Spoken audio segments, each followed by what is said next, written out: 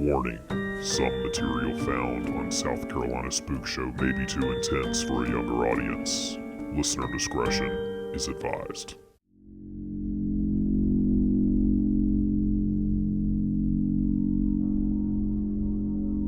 Dark roads, small towns, and secrets buried just beneath the surface. South Carolina definitely has its fair share of mysteries, but some stories refuse to stay in the past. In the late 1980s, a brutal murder shook a quiet community. Justin Turner, a young man with his whole life ahead of him, was found dead under circumstances that still raise questions today. The mystery surrounding this tragic event spans over 30 years, with many twists and turns along the way. Today, we dive into the case, the suspects, the theories, and the lingering whispers that suggest that Justin's story isn't over yet. My name is Blake Mosley, and you're listening to South Carolina Spook Show.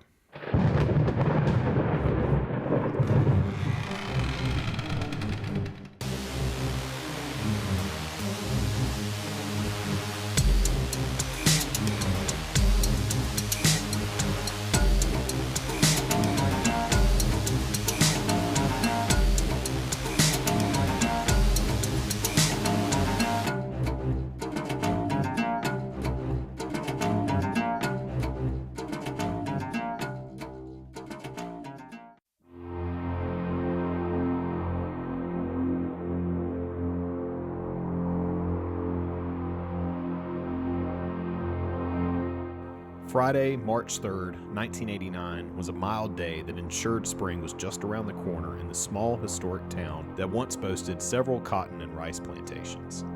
Justin Turner, who lived with his father, Victor Buddy Turner, and stepmother, Pamela Turner, ate a bowl of cereal and got dressed for school.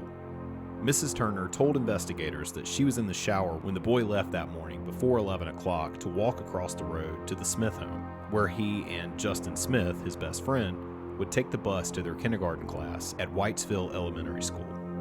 But Justin never made it to the Smith's house, or to school that day.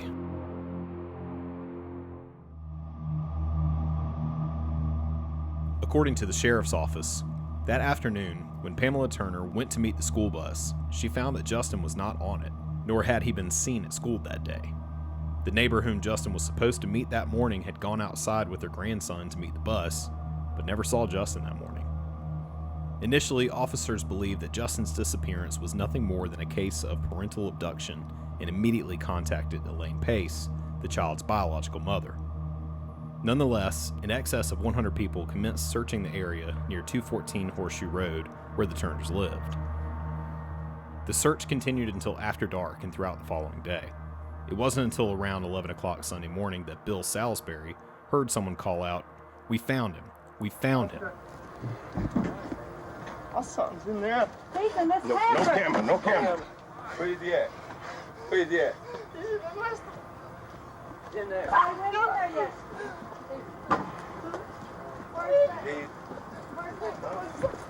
Back up. Everybody stand back. Everybody stand back. The body of the blonde, blue-eyed little boy had been stuffed into a storage area beneath a dining seat inside the pickup truck camper that belonged to his father and stepmother. His pants were pulled down, and an autopsy revealed that he had been sexually assaulted with a cylindrical object and strangled to death by someone using something similar to a narrow belt or perhaps a dog leash. He was clutching hair, which was later determined to be that of an animal. It was Victor Turner who discovered his son's corpse inside the camper, which shocked officers first on the scene, who swore that they had searched the camper more than once. This led investigators to conclude that the body had been moved to the camper from another location. But the big question was, who moved it?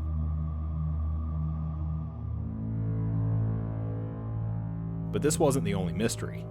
On the day that Justin was found, the temperature reached 80 degrees, and it hadn't dropped below freezing since the boy's disappearance. Yet one of those present later claimed that the child's corpse was cold as ice, much cooler than it should have been, as if it had been frozen. There's no indication that the medical examiner found any evidence of freezing. On that same day, a young boy who lived in the neighborhood told his mother a strange story. The lad claimed that he saw Justin leave his house and walk down the driveway toward a pine tree, at which point a man suddenly stood up from behind a pile of dirt that from his description was approximately 4 feet high. Justin, he said, must have known the man because he went towards him, and the man put his hand over Justin's mouth and pulled him off to a dull gray compact car. He described the suspect as having black, partially spiked hair and indicated that he was under 6'2" and heavier than 150 pounds. The child's mother was convinced that her son saw something. He's not forgotten one thing that he's told us, she insisted. His story's never changed, not one bit of it. When he talked about it, she said that he'd just go stiff and wouldn't say anything more. He knew the importance of what he saw, but was afraid of the other person. The boy's parents took him to the Medical University of South Carolina Hospital in Charleston, where 3 psychiatrists spoke with him for approximately an hour. 2 of the doctors believed that the child had become totally confused from watching TV news reports and made up the story. According to Sidney Wren, the sheriff's chief investigator, who agreed with the psychiatrists, officers nevertheless searched for a man fitting the description provided by the boy, but could never find anyone, except one person, but he was totally eliminated. This was the end of the investigation of the child's claims. This was not overlooked and passed up, former Lieutenant Jim Preacher of the Berkeley County Sheriff's Office explained. It was just that the child's welfare came into play. The reason we didn't pursue the lead with the child at the time was because of his emotional trauma. However, after speaking with the child psychologist who later counseled the boy, Preacher admitted that he believed the lad had seen something. The counselor was adamant that the boy's family and authorities consider the child's emotional welfare regardless of what he might be able to contribute to the investigation. I didn't hear or experience anything from this child that indicated he was making it up, she said at the time. Something has emotionally traumatized him, and he very well could have been threatened, or feels threatened.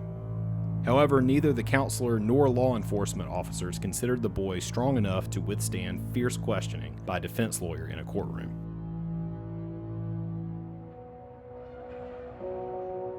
In the weeks following the gruesome discovery, fear gripped the small community. At one point, the sheriff assured citizens a bloodthirsty maniac was not on the loose. According to Wren, this was because investigators had already set their sights on Justin's stepmother, the last person to report seeing the child alive. There's no doubt in anyone's mind involved in the investigation as to who killed the boy, he declared, explaining that investigators hoped to keep those suspicions under wraps while they built a case, but someone told reporters that it became public knowledge. It blocked us completely from talking to this person after that night, he said.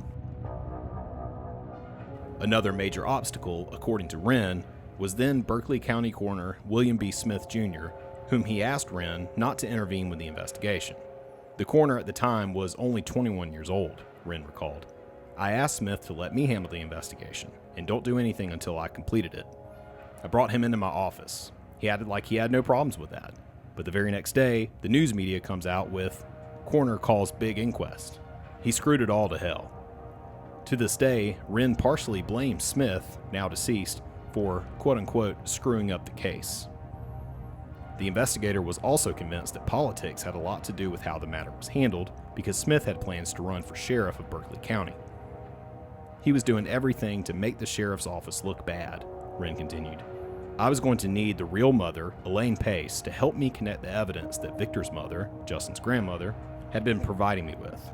She, Elaine Pace, refused to talk to me. She was mad as hell because the coroner had messed up her mind. Allegations that Pamela Turner had family working for the sheriff's office and rumors of a romantic affair with someone in local law enforcement did not sit well with Mrs. Pace.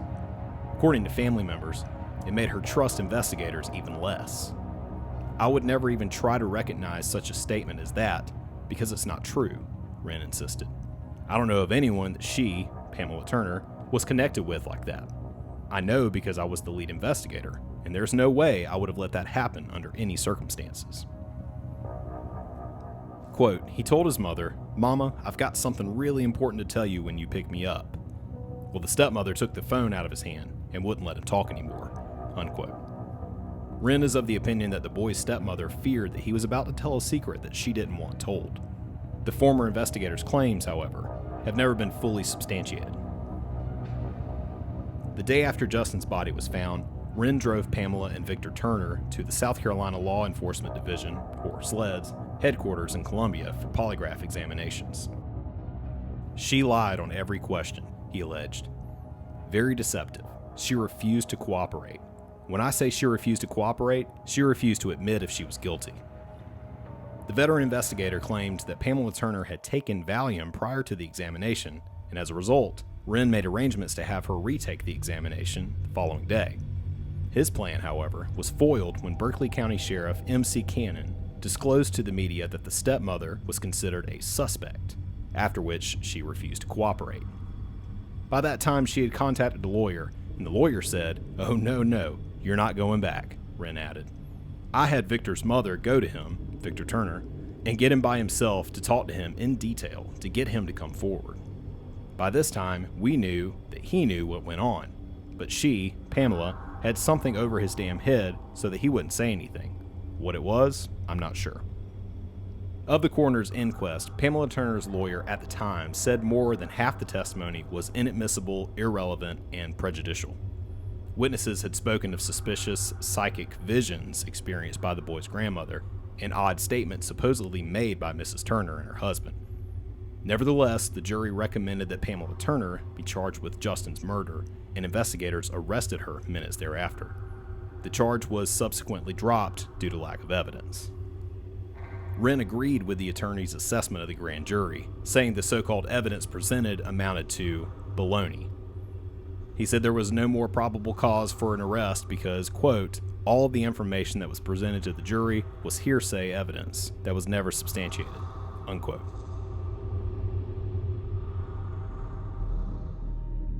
Sadly, Justin was the second son of Victor Turner's to die at a young age. Another son succumbed to leukemia several years earlier.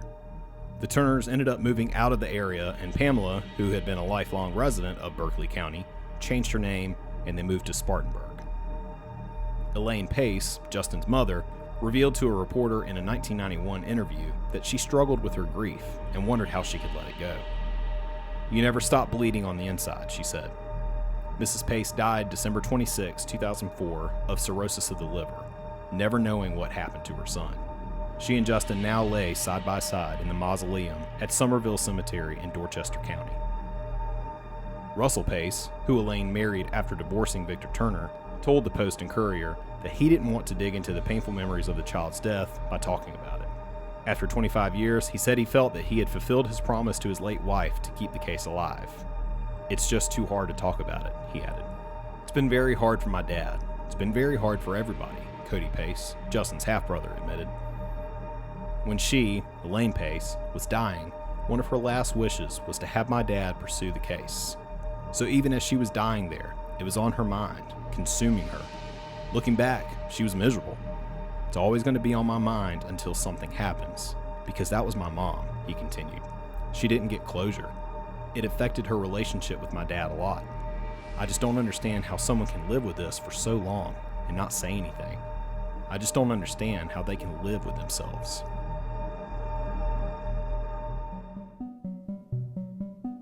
In 2014, the case, which had been stale for several years, was revived when Captain Rick Olick reported someone had called with a new tip following the 25th anniversary of the boy's death. He declined to go into details except to say that the tip led authorities to research someone's name. "We really want to bring closure to this case," he insisted. On February 19, 2016, Justin's half-brother and several cousins traveled from their homes in western South Carolina to Berkeley County in order to speak personally with Sheriff Dwayne Lewis. "I was very pleased with the meeting.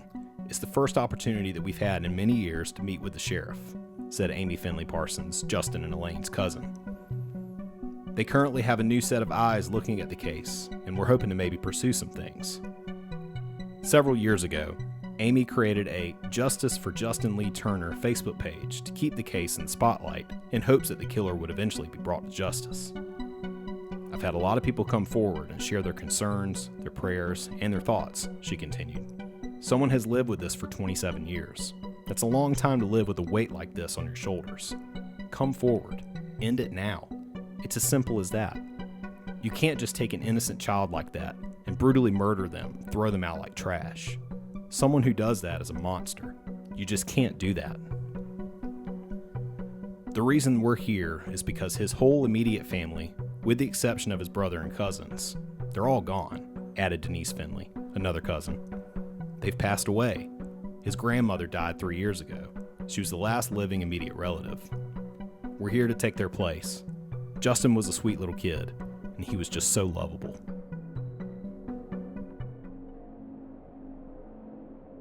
As in all cold cases, loved ones hope the day will come when DNA testing has advanced to the point that Justin's killer can be identified. Wren, however, who has since retired from law enforcement and owns a bail bond company in Moncks Corner, doubts that DNA evidence will ever solve the case, because those who entered the camper where the child was found had a right to be there. It won't ever be solved unless the person confesses, he declared. I wanted to solve this case more than anybody did. This case will always concern me. He still believes that he could have solved the murder had others cooperated. Some people think that I botched the investigation, which is totally ridiculous, he added. I don't have any doubt in my mind. If they would have stayed out of my way, I could have built a circumstantial case. I could have solved this case, but it didn't work out. Steve Davis, the deputy solicitor on the case, disagrees. Sometimes, whenever crimes occur, we may bring our biases and stereotypes as to who we think the actual perpetrator is. Sometimes you always look within the family for something that may have went wrong. He's convinced that mistakes were made early on, including the exact time that Justin's body was placed in the camper. Despite the previous searches and rumors to the contrary, Davis is satisfied that the evidence indicated the little boy's body had been in the camper the entire time. Those are the kinds of issues, I think, that initially caused tremendous problems with the eventual prosecution of the case, he continued. When asked if he was comfortable with dropping the charge against Pamela Turner, Davis said that he was. We can't try cases on the whim of what we hope the facts are, he concluded. Justice is slow, and I pray that eventually this case will be resolved. When Justin Smith visits his grandmother, who still lives across the road from the former Turner home, he readily admits, "When I look over there, I still get nervous." Growing up, the two Justins were like two peas in a pod. Not only did they share the same Christian name, they were the same age, and both in the same classroom at school. The two were inseparable. He was fun, outgoing, very gentle, Smith recalled. We'd always just play and hang out. Remembering that fateful day 3 decades ago, Smith reminisced, he always came over in the morning to wait on the bus. Only he didn't. He wasn't on the bus. The first thing I thought was Justin must be sick. When my mother and I got home from school, we were at my grandma's just playing. His stepmom came over and asked if we had seen him. I guess this was about 4:30, 5:30 in the afternoon. She asked us if he was at school. I told her that he wasn't on the bus, and I thought that he was home sick. After speaking with Pamela Turner, Smith knew that something was wrong, and to this day, he is baffled by how trained officers could have searched a small camper several times without finding his friend's body. My cousin and brother actually helped search for him, he added. They had looked in the camper many times. But this isn't the only thing that continues to disturb Smith. Before he went missing, he was allowed to come over and play, Smith continued. However, he came over one time and he was nervous, and I asked him why. He said he just wasn't allowed to be over there playing. He wasn't supposed to be out of the yard. He wasn't supposed to be over there playing with me. He just told me he would get in trouble. This was one of the final occasions on which the two Justins were together. Even after all these years, Smith confides that not a day goes by that he doesn't think about his friend, and he often visits Justin Turner's gravesite in the Somerville Cemetery.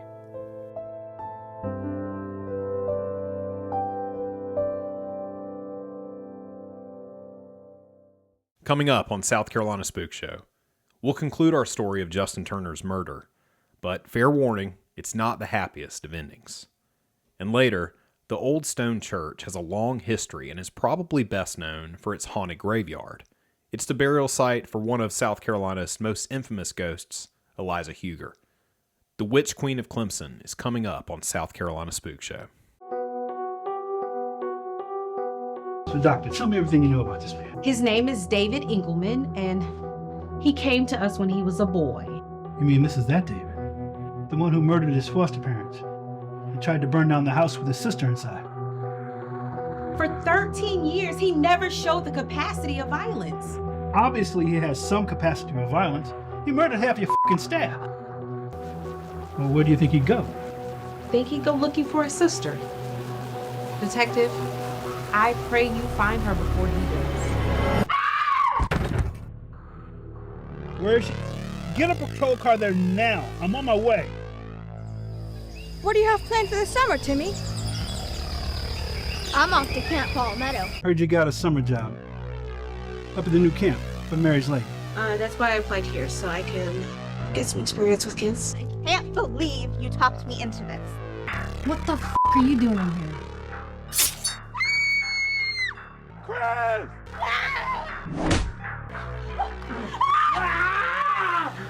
Hell is coming your way. No. Maybe it was a mistake for us to come here. To Mary's Lake. Mary's Lake, written and directed by Mark Williams, coming summer 2025. Follow Mark A. Williams Films on Facebook, X, and Instagram for more info.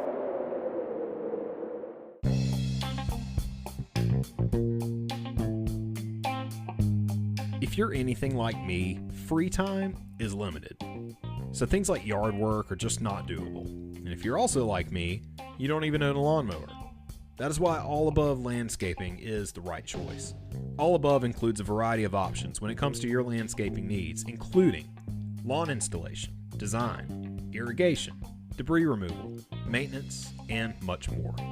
If you're in the city of Sumter and you're looking for reliable service at a friendly price, give All Above Landscaping a call today. It's 803-464-7414. Mention that you heard this ad on this podcast and you'll get a special discount on your first service. Again, that's 803-464-7414. Call All Above Landscaping today.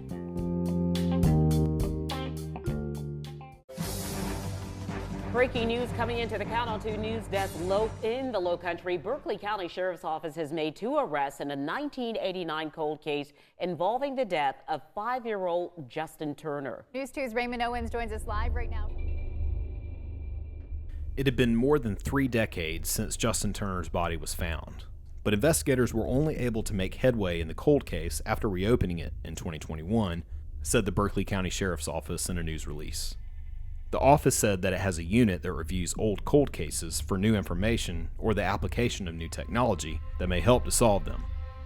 In this instance, detectives reviewed evidence collected during the autopsy and at the scene where the child's body was discovered and submitted it for forensic tests and analysis.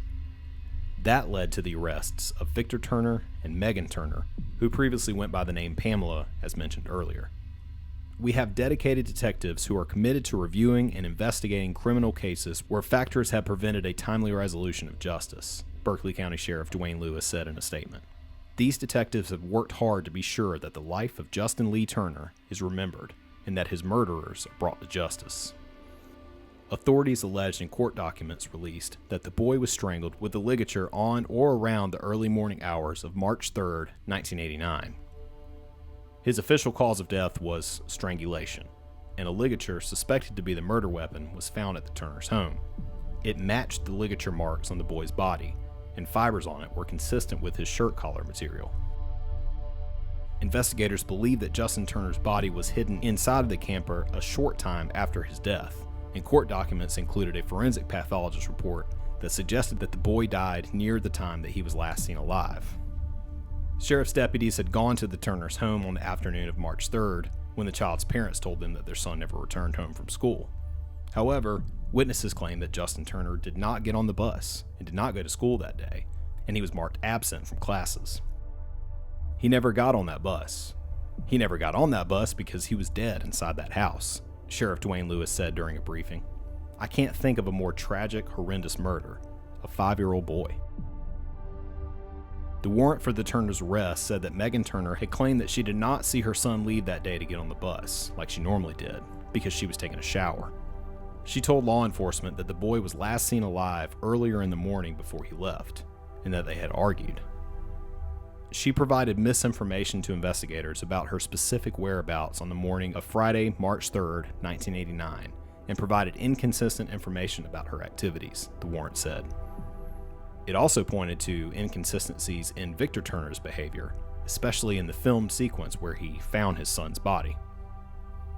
Rather than react to finding his son and personally checking for any indication of life whatsoever, Victor Turner instead backed out of the camper, commenting, "He's in there. My son is in there. Somebody's hurt him," the warrant said. Earlier, a witness said that they overheard Victor Turner asking officers what would happen if someone, potentially a family member, had killed or harmed his son. Charges against the parents of a 5-year-old boy who was found dead in 1989 have been dropped, and according to court documents, they can never be charged in this case again. Victor and Megan Turner were charged with killing Justin Turner earlier this year. However, those charges have been dropped due to the lack of any new evidence from the investigation. Berkeley County deputies say the 5-year-old's body was found in Circuit Judge Roger Young ruled the original detective in the case changed his interpretations of the evidence, and with more than 20 witnesses either dead or unable to testify in the 35-year-old case, the couple couldn't put up a fair defense and questioned witnesses who claimed they made incriminating statements. The judge barred prosecutors from ever charging the couple again. Victor Turner said by wrongly focusing on them at the start, they could never properly grieve, and the real killer will likely never be known. "I feel like they did a very poor case from the beginning," he said. "I'm glad that it's over with, but now we really won't ever know too much. All I wanted was to get the person who did this." Megan Turner said that the suspicion around her since her stepson's death has been crushing. She's been afraid to speak to anyone, fearing that her words would be twisted by police determined to unjustly convict her. "It's been over 30 years, Turner said. "We couldn't say anything. The investigation, when it first started, everything went so wrong. If we said anything, they tried to turn it against us." Sheriffs determined to solve the case had tunnel vision depending on assumptions and poorly gathered evidence, defense attorney Sean Kent said at a news conference. One sheriff after another would whisper a rumor in the next one's mind, and then the next day would say it to the next one, Kent said. "This case is not based on any evidence. It is based on rumors and innuendos." After the couple were arrested, the Virginia School of Law's Innocence Project sent Kent evidence that serial killer Richard Evans was stationed at a U.S. Navy ship in nearby Charleston at the time of the killing. Evidence and the method used in the boy's case matched 3 other kidnappings and killings of children in Virginia that Evans was linked to, Kent said. Evans killed himself as police closed in on him in 2002. His body was cremated, likely making it impossible to try to match his DNA with evidence in the South Carolina case, and further hampering the Turners' ability to defend themselves. The detective who investigated the case in 1989 was rehired by the Berkeley County Sheriff's Office in 2021 to review cold cases. He testified investigators were able to determine tiny fibers from a ligature found in the home shortly after the boy's disappearance were found to match those that were found on the boy's shirt. Kent said that using a microscope shouldn't count as new evidence.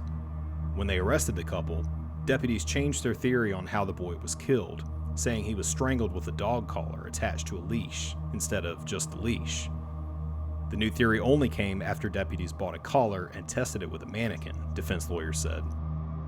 The judge pointed out the collar and dog would have been available in 1989, but not now. The collar has not been found since, even with the detectives digging up the dog's remains, the defense said. Justin Turner's body was found 2 days after he was reported missing, as investigators in arresting the couple cited strange statements and behavior, like Victor Turner entering the camper as a TV camera filmed him, and seconds later said that he found the body among the cabinets and the drawers in the camper. The couple asked officers what might happen if a family member harmed the boy, and others said Megan Turner suggested a big fight with her stepson before he died that she won. Having more than 20 witnesses used to build the case in 1989 unable to testify today isn't fair to the couple, the judge ruled. This is circumstantial evidence which depends on part of supposedly incriminating statements made to third persons. Unavailability of those witnesses for cross-examination would be highly prejudicial to the defense, Young wrote. Prosecutors said that they had no grounds to dispute Young's ruling and lamented the mistakes made by the investigators 35 years ago in collecting and preserving evidence. It is rare that prosecutors can say that there is nothing more that could have been done to conduct a more thorough investigation. But in this case, we know that Sheriff Lewis and his team of investigators did all that they could do to find the truth and justice. Solicitor Scarlett Wilson wrote in a statement.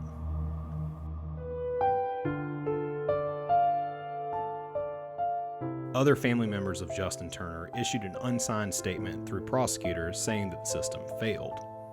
The statement read, "Based off the overwhelming evidence, the ones responsible for Justin's death had the chance to face justice here, but instead chose to stay silent and face the final justice handed out by God for eternity."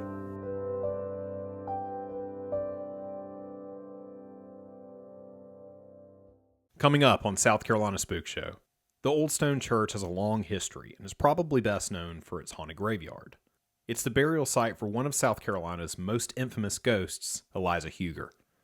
The Witch Queen of Clemson is coming up on South Carolina Spook Show.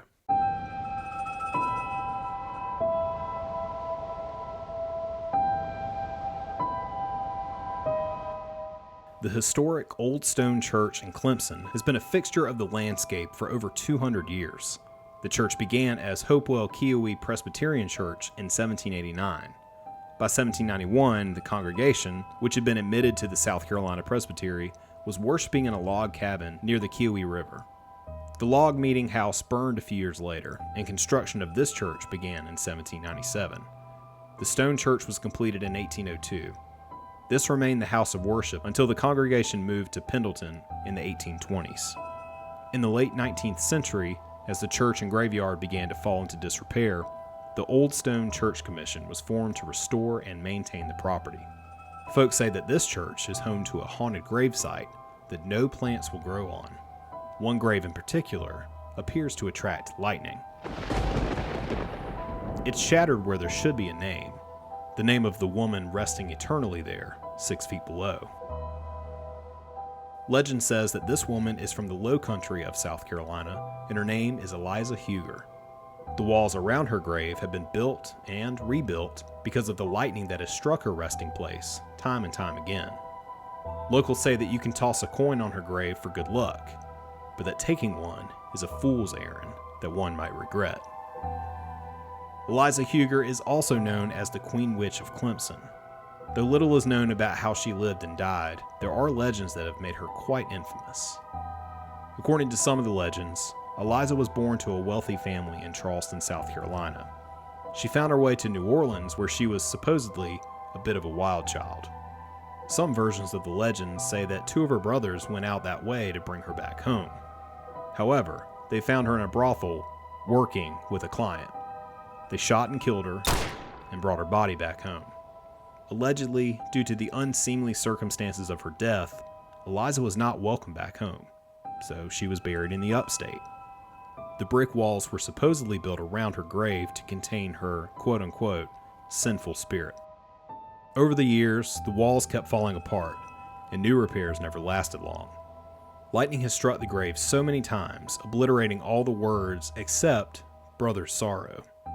To this day, people still toss a coin on the grave for good luck. But if someone takes a coin, well, just be prepared for the consequences. If the legends are true, I think that the shattered walls around Eliza's grave are a version of sweet revenge. It seems that even in death, they can't seem to contain her.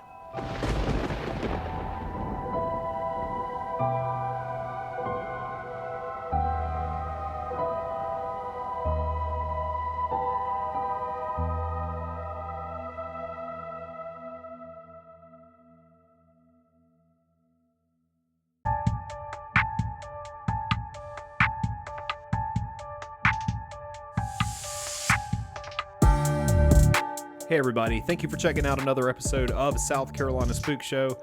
This one took a little bit to get out because there was just a lot of information about Justin Turner with all these updates and twists and turns, and I wanted to kind of incorporate some of the news segments that was thrown in there as well because it was such a shocking thing at the time when they found his body and when they arrested his parents and then when they said that the parents weren't guilty. So it was a lot of back and forth, and I kind of wanted to add to that by sharing the news, the breaking news segments and all that stuff. So it's just a lot of effort put into this one. I hope you guys enjoyed it. And also the Witch Queen of Clemson was actually a story that was sent to me by Michael Thomas, a friend of mine from church and a listener of the show. So Michael, thank you so much for sending me that and for keeping me updated on all kind of South Carolina ghost stories that I had no idea of. prior to you telling me about them. So thank you again, sir, and I look forward to some other ones that you've given me, and that I've got an ongoing list of what I can do in the future. So really appreciate you, man. If you enjoyed this episode and you know of somebody else who enjoys true crime and paranormal stories, if they are, especially if they're from South Carolina or if they live here currently, please share it with them. And if you're currently listening to this on a platform that allows rating and reviewing, please let me know how I'm doing. I'd love to get that feedback so that I can continue to improve the show. I've actually got a new Apple Podcast rating and review right here from Surf Bike Jeep. Gave me 5 stars. Thank you very much. Said, can't get enough. This podcast has it all. Scary stories, true crime, Palmetto State history, and lots more. Keep up the good work, Blake. So thank you, Surf Bike Jeep.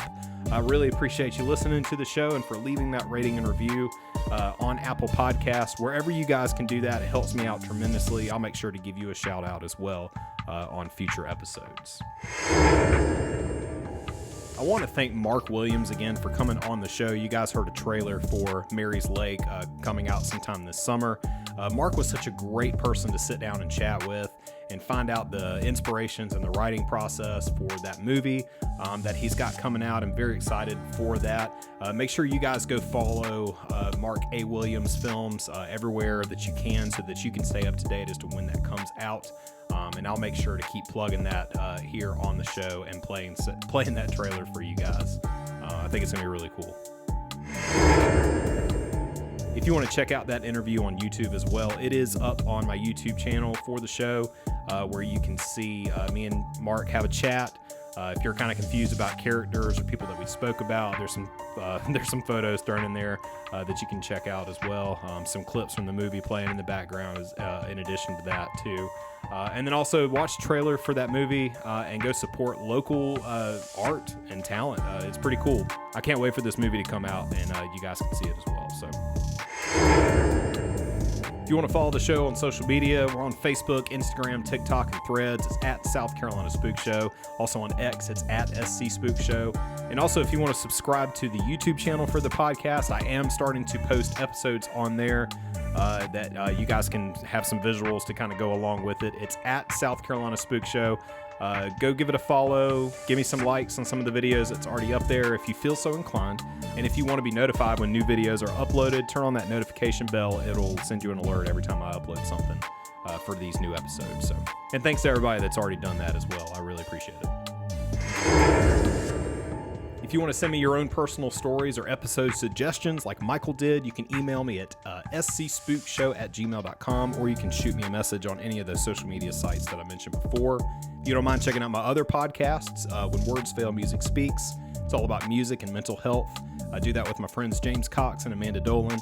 We have a lot of fun over there, and it's constantly growing. We've got some pretty exciting stuff coming up. If you want to stay tuned for all that, available wherever you listen to podcasts. And also, Not Religious is back. I'm doing that again with Brian, my brother-in-law. You can follow that show anywhere that you listen to podcasts. And also, that is on YouTube as well if you want to go check it out so that you can see our faces whenever we are having these discussions and reacting to pretty funny videos and stuff like that. Go check that out as well.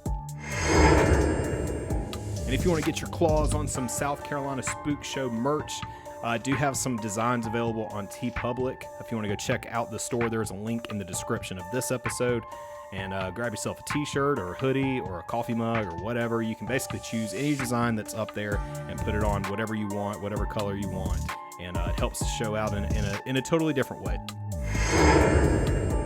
All right, before I let you go, I'm going to get into some credits here. Who Killed 5-Year-Old Justin Turner was posted to whatliesbeyond.boards.net by user Graveyard Bride. And that's what I used for a bulk of that segment. Now, there's some other, like the updates with the parents being arrested and then being released and found not guilty and all that stuff. I've gathered that from various news websites and YouTube clips and things like that. I'm just going to post links to all those sources in the show notes so that you can go check them out, the news websites and the YouTube videos as well, just to give some full credit to all those who reported on that.